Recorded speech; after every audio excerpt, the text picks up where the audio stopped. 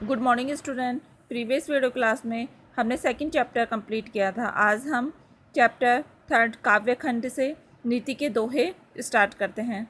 नीति के दोहे कवि रहीम दास जी के हैं। सबसे पहले हम कवि रहीम दास जी का जीवन परिचय रीड करते हैं।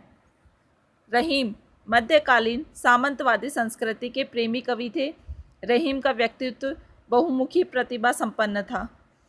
वे एक ही साथ सेनापति, प्रशासक, आश्रयदाता, दानवीर, कूटनीतिज्ञ, बहुभाषाविद, कला प्रेमी, कवि एवं विद्वान थे। रहीम सांप्रदायिक सद्भाव तथा सभी संप्रदायों के प्रति समादर भाव के सत्यनिष्ठ साधक थे।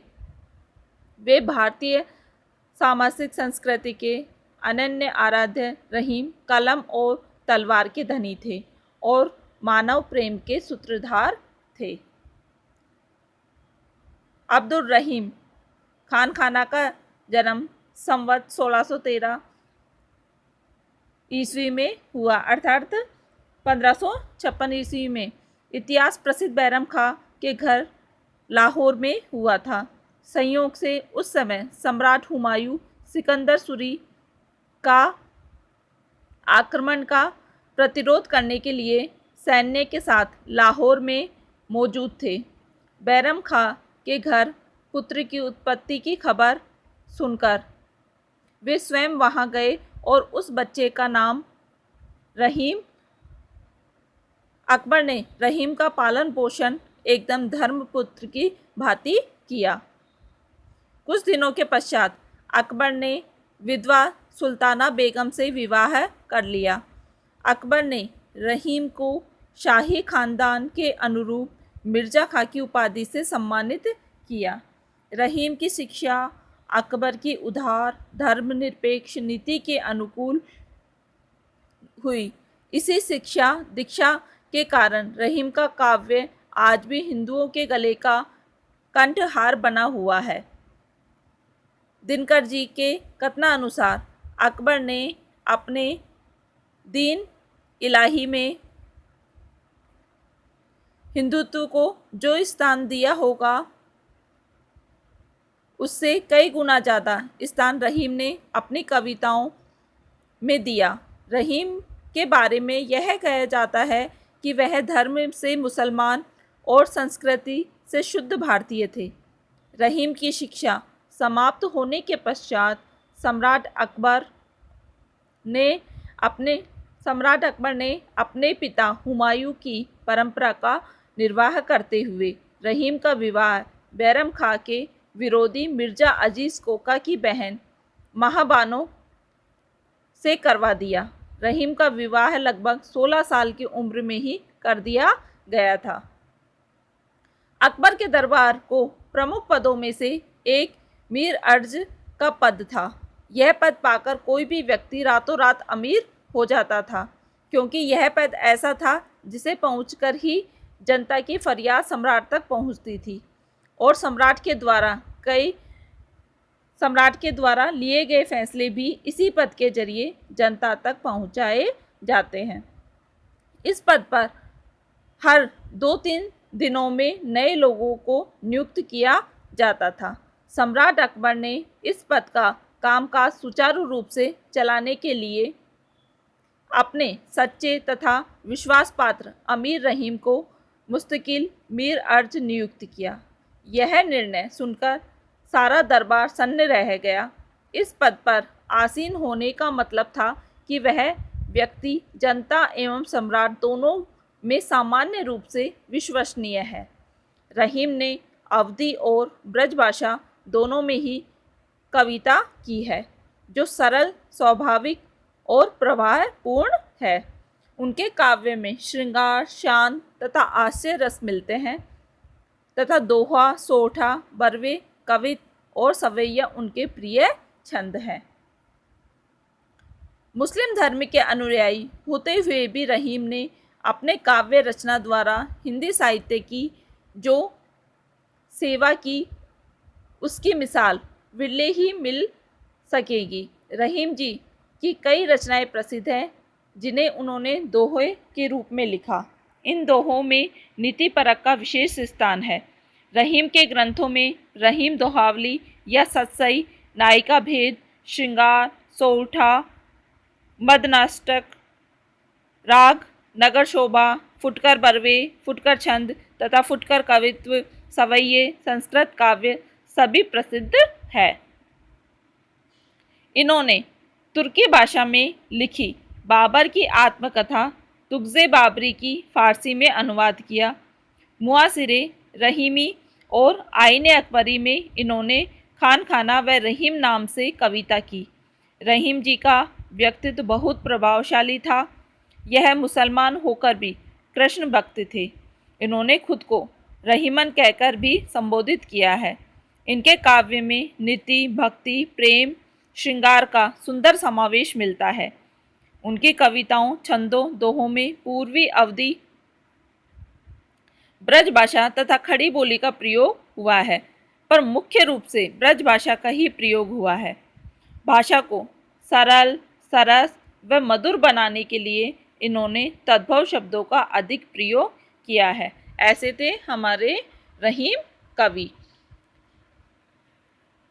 ये हुआ कबीरदास जी का, रहीमदास जी का जीवन परिचय कंप्लीट।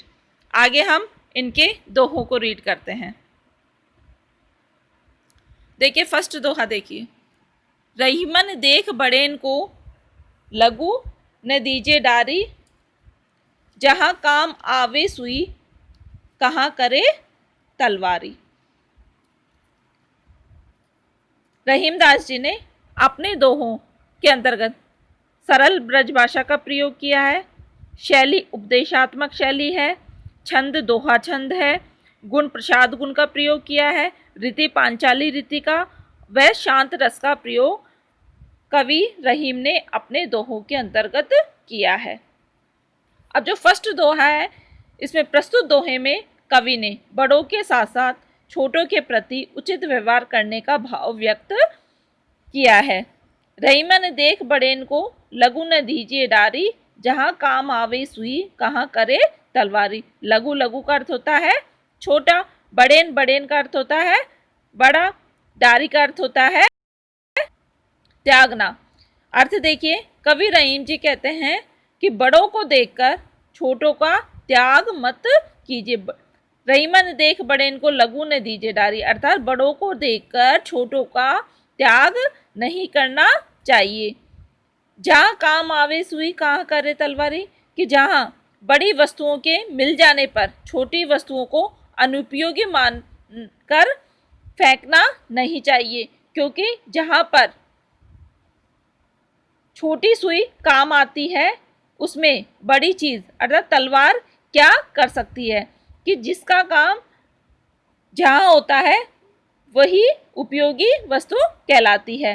अर्थात छोटी व बड़ी प्रत्येक वस्तु का अलग अलग महत्व होता है। सभी का अपनी अपनी जगह महत्व होता है। छोटे बड़े का भेद न रखकर सभी को समान रूप से अपनाना चाहिए। समय आने पर सभी वस्तुएं उपयोगी होती है।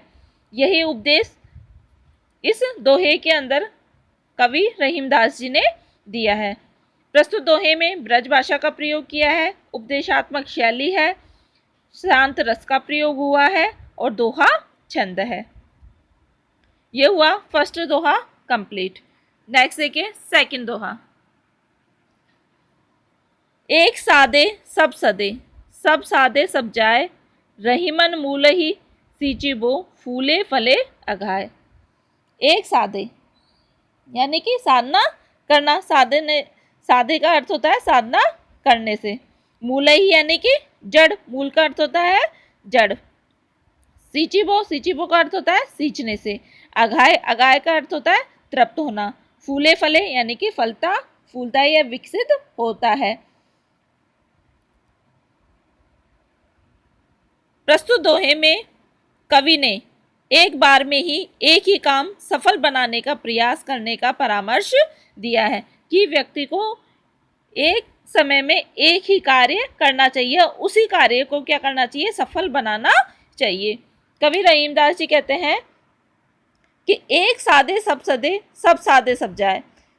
एक को ही साधने से, अर्थात एक देव की भक्ति करने से ही सभी कार्य स्वयं सिद्ध हो जाते हैं, फिर किसी अन्य की साधना करने की जरूरत नहीं रहती। रही मन मूल ही सींचे वो फूले फले अगाए। लेकिन सबको एक साथ साधने से लाभ मिलने के बजाय किया कराया भी चला जाता है। जैसे पेड़ की जड़ को सींचने से सारा वृक्ष है वो फलने फूलने लगता है, अर्थात विकसित होने लगता है, और उससे सींचने वाले की लालसा पूरी हो जाती है। अर्थात भाव यह है कि जब वो पेड़ को जड़ को सींचता है तो उससे पेड़ विकसित होता है, और जब वो सींचने वाले की है कि इसमें फल आए, इसमें फूल आए, और वो उसके अंदर आने लगते हैं, यानी कि उसकी लालसा सारी पूरी हो जाती है। भाव यह है कि मुख्य रूप से एक देव की भक्ति करने से ही मनचाहे कार्य सिद्ध हो जाते हैं। अगर हम एक ही समय में सारे देवों की एक साथ भक्ति करेंगे तो हमें कुछ भी नहीं मिलने वाला है। प्रस्तुत दोहे के अंदर अनुप्रास तथा यमक अलंकार का प्रयोग हुआ है। भाषा ब्रज भाषा है, शैली उपदेशात्मक है, दोहा छंद है और शांत रस का प्रयोग प्रस्तुत दोहे के अंतर्गत कवि ने किया है। एक ही लक्ष्य पर ध्यान केंद्रित करके वह कार्य सिद्ध होता है। सब कामों को एक साथ साधने पर सफलता नहीं मिलती है। यह उपदेश कवि ने प्रस्तुत दोहे के अंदर दिया है। नेक्स्ट दोहा देखिए। कदली सीप भुजंग मुख, स्वाति एक गुण तीन, जैसे संगति बैठिए तैसो ही फल दीन। कदली, कदली का अर्थ होता है केला, भुजंग का अर्थ होता है सर्प, स्वाति, स्वाति एक नक्षत्र है, तैसो ही यानी कि वैसा ही, संगति यानी कि साथ, सीप, सीप का अर्थ होता है सीपी। प्रस्तुत दोहे में कवि ने मनुष्य को सोच समझकर संगति करने का परामर्श दिया है कि सोच समझकर हमें हमेशा संगति करना चाहिए, और संगति का जीवन में बहुत महत्व होता है। कवि रहीमदास जी कहते हैं कि कदली सीप भुजंग मुख, स्वाति एक गुण तीन, कि केला, सीपी और सर्प, इन तीनों के मुखों में स्वाति नक्षत्र के समय बरसे हुए एक ही जल की तीन गुण या अलग अलग परिणाम होते हैं। भाव यह है कि स्वाति नक्षत्र पर बरसा हुआ जल तो एक ही होता है, परंतु संगति से उसका स्वरूप अलग अलग हो जाता है। जैसी संगति बैठी है तैसो ही फल दीन, यानी कि संगति के अनुसार उसका अलग अलग फल हो जाता है। वह जल केले में पड़ने पर कपूर, कदली, सीप, भुजंग, यानी कि तीनों पे पड़ने पे क्या क्या प्रभाव होता है। देखिए कि वह जल जब केले के ऊपर पड़ता है तो कपूर बन जाता है, सीपी में पड़ने पर मोती और सर्प के मुख पे पड़ने पर विष बन जाता है। अतः व्यक्ति जिस तरह की संगति करेगा उसे वैसा ही फल मिलेगा। अर्थात अच्छी की संगति से अच्छा और दुष्ट की संगति से दुष्ट व्यक्ति ही बनता है। अच्छी की संगति के साथ रहोगे तो हमारे मन में और हम अच्छे व्यक्ति बनते हैं, और अगर बुरी संगति में रहेंगे तो हमारा स्वभाव और हमारी सोच बुरी ही बनती है। कवि ने प्रस्तुत दोहे के माध्यम से संगति के महत्व बताकर सत्संगति करने का संदेश दिया है। अनुप्रास अलंकार का प्रयोग हुआ है। जैसी संगति वैसा फल कहावत का प्रयोग किया गया है। भाषा ब्रजभाषा है।